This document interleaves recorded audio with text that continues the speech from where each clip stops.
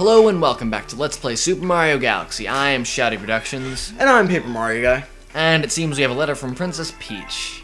She'll send you these all the time throughout the entire game. Just giving you a bunch of one-ups, basically. They're always handy to have, but yeah, you probably won't die enough in this game to really need them. I think it's every time that you start up the game, you'll get a new letter. Which is, nice. Yeah. But as you alluded to, you definitely won't need that many lives in this game. Galaxy 2 is even worse because of the supermassive galaxy. Yeah. Grinding on that is so easy for lives. Which I always do before I take on the Grand Master Galaxy. Yeah, well, everybody should do that before they take on the Grand Master Galaxy. So, 41 stars, wonderful number. Let's just unlock all these galaxies right here and see where I want to go. Even Bowser.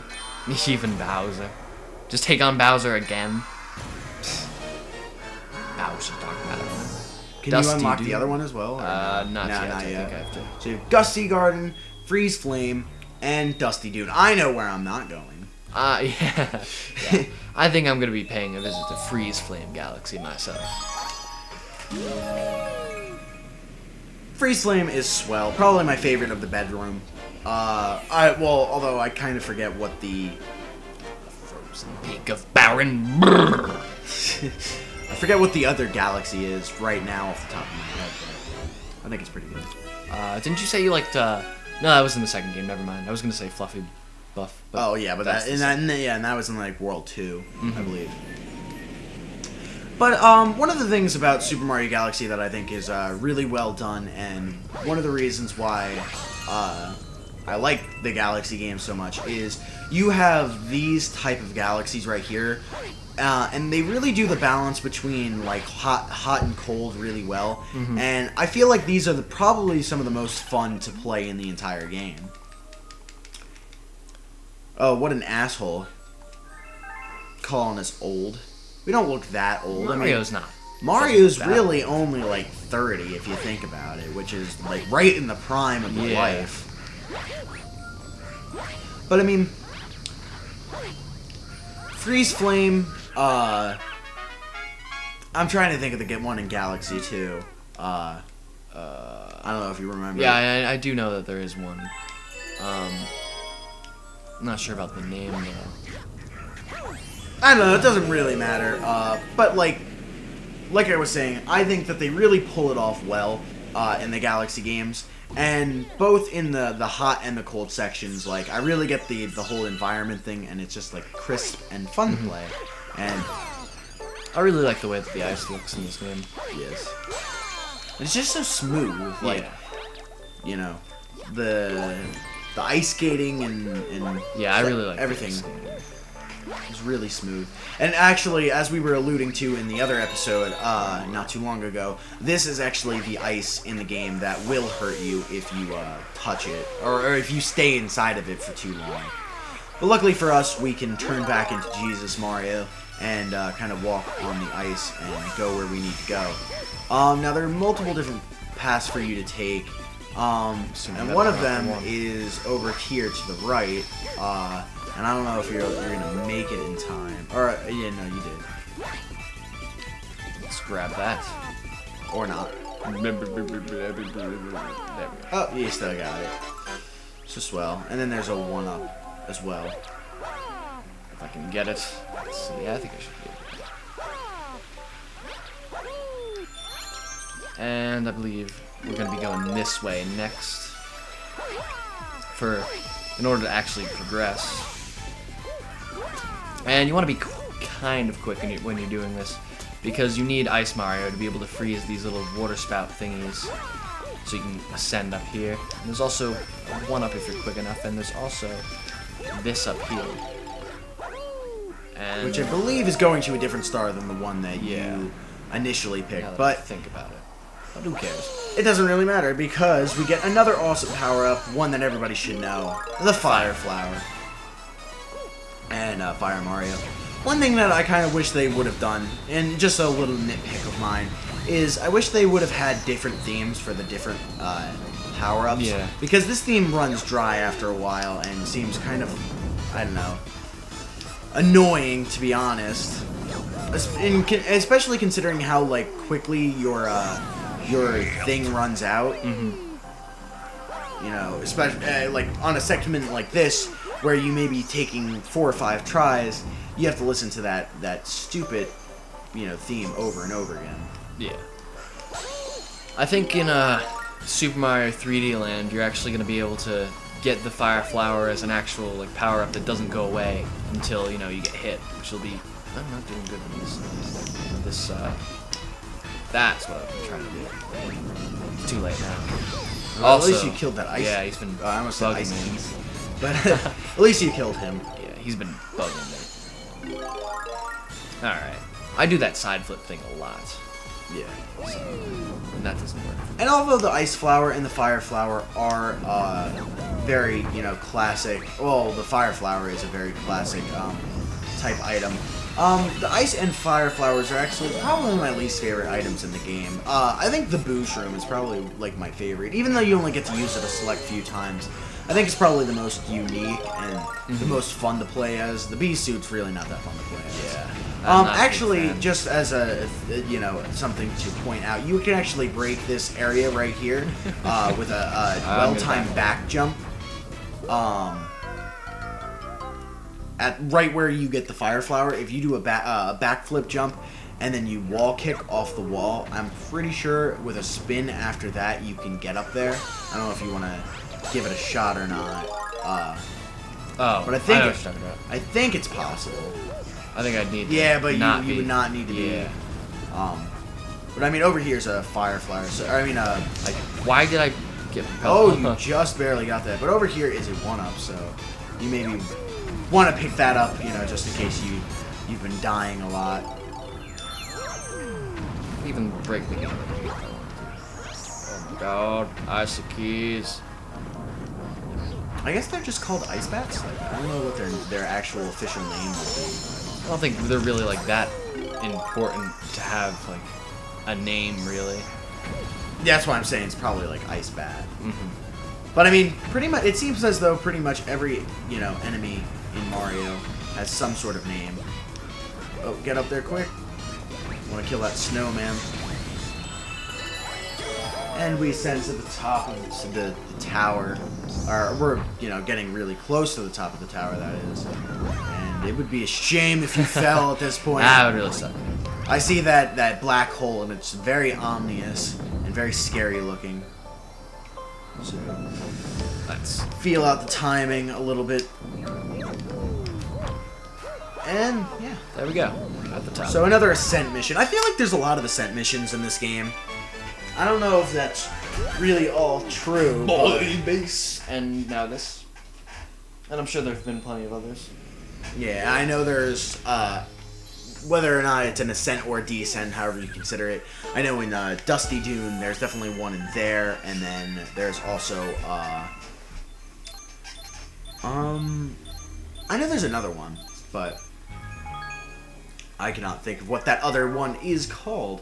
So let's go into the bedroom and see what this other galaxy is. Everything. Yeah, I don't know why. My Mario trivia. Oh, no. I actually will go to Dusty Dune, but like my knowledge of past Mario games, which is normally pretty sharp. I mean, I'd like to think it's pretty sharp. Is really not on all that great right now. But here we go with Dusty Dune Galaxy, and it's kind of a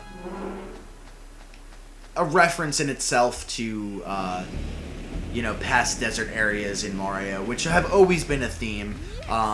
And as much as, you know, I hate Shifting Sandland.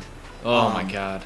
As much as I hate Shifting Sandland, I have to say that Dusty Dune, for the most part, like the actual mission part of it is not too bad. Plays pretty solidly. It's just the one segment is like when you get into this giant tower thing. That's when I feel like the camera angle control type thing is pretty bad, and I completely understand after playing these missions with the ridiculous camera control. I can definitely see why some people had, you know, beef with the control scheme and the camera angles for Galaxy. Because I know that used to be a pretty, you know, big complaint about the series, but I feel like with Galaxy, considering they, like, fixed it, you know, it's not such a prevalently, you know, complained about thing. But yeah, the camera's really not that bad at all in this game if you compare it to like some of the older games where the camera really wasn't that great yet. Like I've been playing through Banjo-Kazooie pretty recently, and there are just some situations where the camera angle really kind of messes with you. Yeah, Banjo-Kazooie is, man, some of the... Banjo-Kazooie is one of those prime examples of, like a great platforming game, but a platforming game that, like, really is,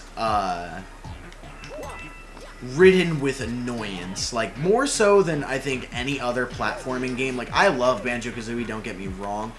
But, like, as far as, like, how annoyed I get with, like, what certain games have, Banjo-Kazooie is definitely, like, one of the top, where I just get so frustrated with the fact that, like, a lot of times, especially as I've played through some of these, you know, missions in that game multiple times, like, it really bothers me knowing that I did not, like, do a certain mission that I've completed before just because of the fact that,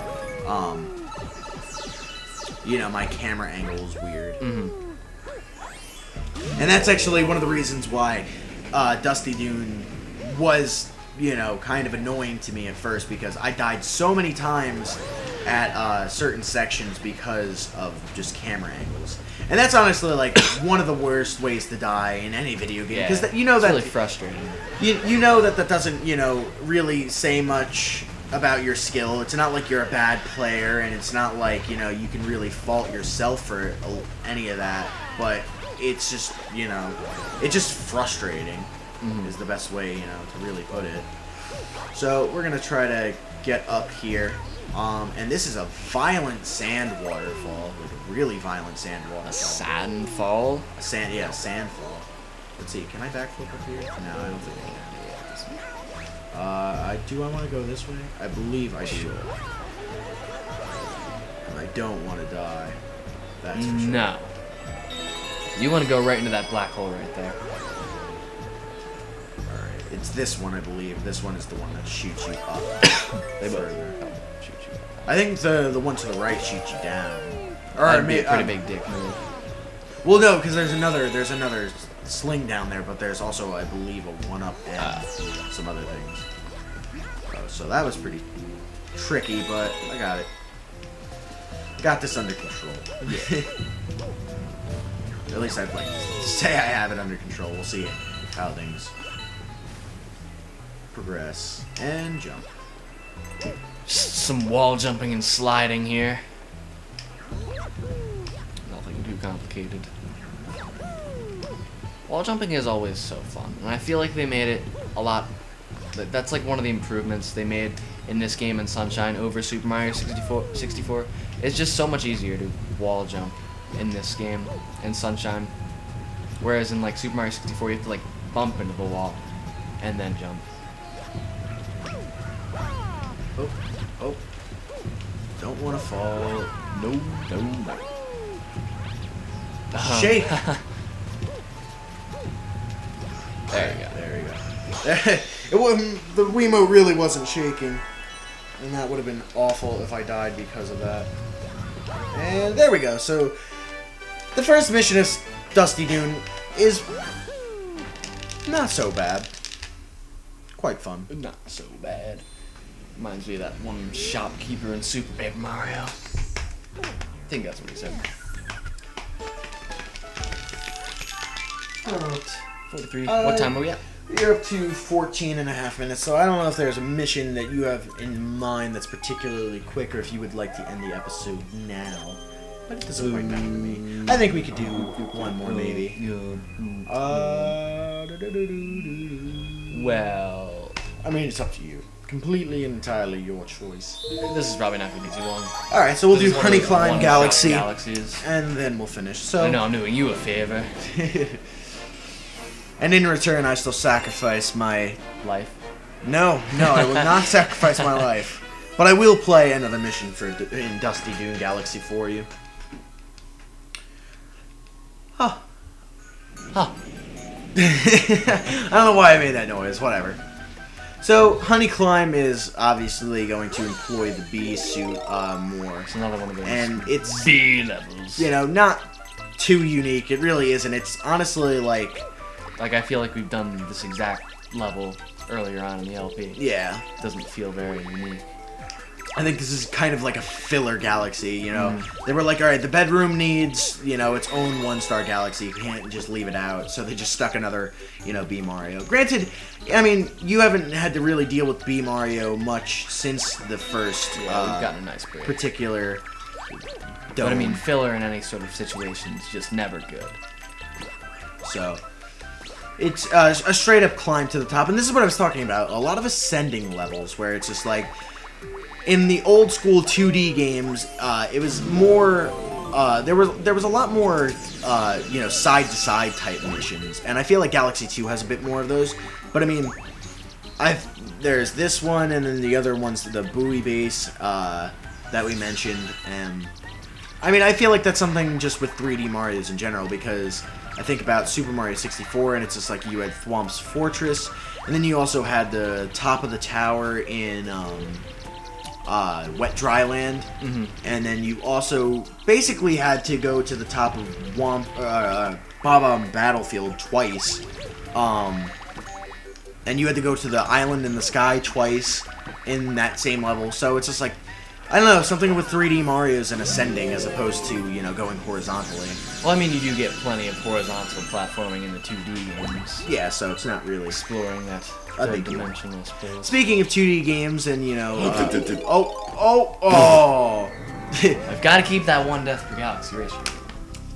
Speaking of galaxies, I know in the last episode we were kind of talking about what we would like to see in the next game, and off camera, me and ShadowyProductions were talking, and I actually thought of a pretty cool idea, I think.